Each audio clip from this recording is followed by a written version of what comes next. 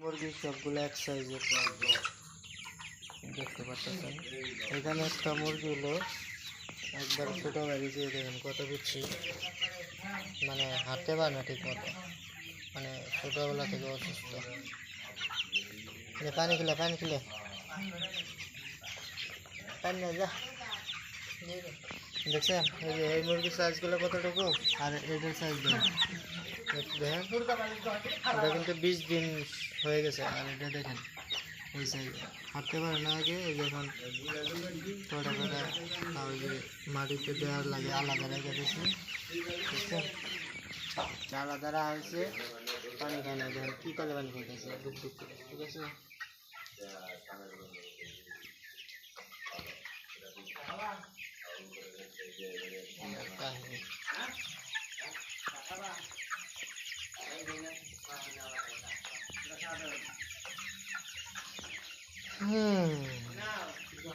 এটা রে আলাদাভাবে পানি খাওয়া, আলাদা পানি খাওয়া আলাদা হয়েছে, কারণ এনে রাখলে অন্য বড় মুরগিগুলা এটাকে পাড়ায় একবারে শেষ করে, এর লেগে আলাদা হয়েছে খোলামেলা, যাতে হাঁটতে পারে ঠিক মতো। পানি দিলাও না, খাবার দে, তুই খাইতে খাই অনিয়, এটা হারা দিন ধরে কি পানি খাওয়া হয়েছে না, খেলে এত খাইতে পানি নেই, ফটফট নিয়েছে ভিতরে জায়গা চাইতেছে।